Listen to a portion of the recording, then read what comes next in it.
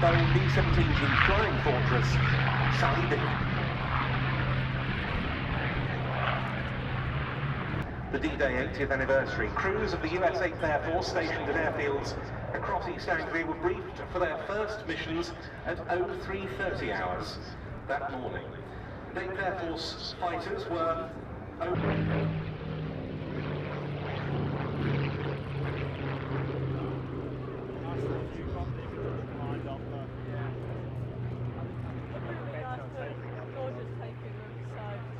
Oh, no, I'm just saying you have to be over that end. Like that? Yeah, that's weird. That doesn't matter, but this bit is the bit that you want.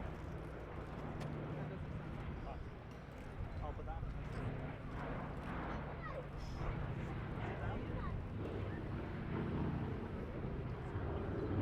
But this, of course, Colin, was just part, wasn't it, of the daylight bombing and going to nighttime bombing.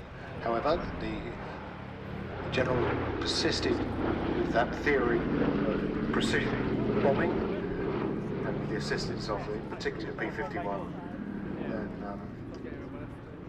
B-17 dominated the sky, and the Mustang, of course, dominated the skies over Europe, in fact. Yes, and for both the crews of the B-17s and the B-24 Liberators, one of which you can see in the American Air Museum here, they were at altitude in very cold conditions. Personal protective equipment was at a premium, and the risk was, of course, from both flak and fighters. Yeah, in fact, you talk about the cold, we're talking about minus 50 degrees. The waist gunners would stand in open doorways, effectively, with the 50 caliber machine guns, and with the wind chill factor, it wasn't unusual for those crew to suffer severe frostbite. So they had to contend with terrible conditions from a weather perspective. Well, the original aircraft flew from just down the road, Duxford, from Bassingbourn. It did, famously being the first B-17 credited with completing 25 combat missions. Actually, it was the pass, and this is, as always, dedicated to the members of the Sally B Supporters Club with smoke on to depict 2 damaged engines. We salute the Sally B Supporters Club members and their efforts to help keep this aircraft flying.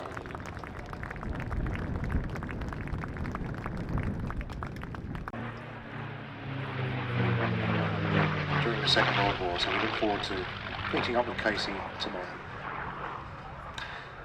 But he is one of the so-called little friends, the escort fighters that protected the B-17s and the B-24s on those daylight raids. We'll see the P-47 later, but this, as I say, is the Commonwealth Aircraft Corporation built CA-18 Mustang, equivalent to the P-51D model that we all know better. And this aircraft, from Fighter Aviation Engineering, as I say, giving its first airshow display today, and it's painted up as an aircraft we've never seen represented in the UK before on a Mustang warbird named Jersey Jerk.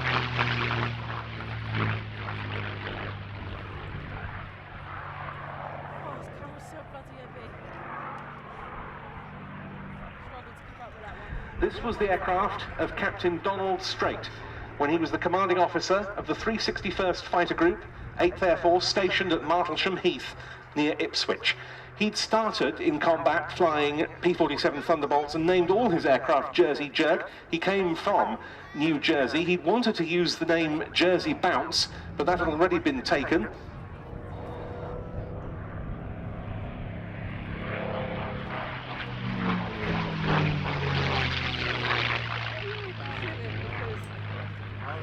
The North Sea had to be a jerk, so the name Jersey Jerk was adopted.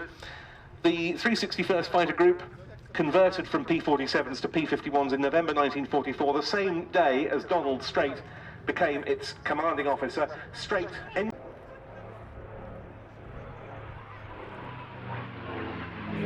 there it overflies B-17 Sally B, which was handled for us today by Peter Kuipers, who we saw earlier on in the Yak 50, and co-pilot Paul Schluer. And as we watch this P-51 flying, we also recall someone else whose passing was marked recently, and someone else who often came to Duxford for events here. The late Brigadier General Clarence E. Bud Anderson, the last surviving US Army Air Force's triple ace of World War II, who died recently, aged 102.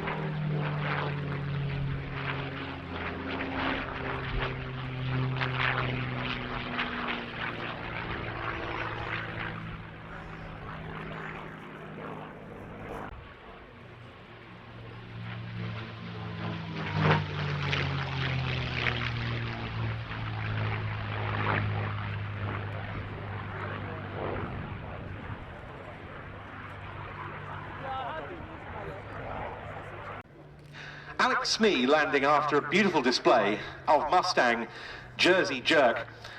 But now it's to some international guests that we turn for our next display item. An exquisite collection of historic aircraft sponsored by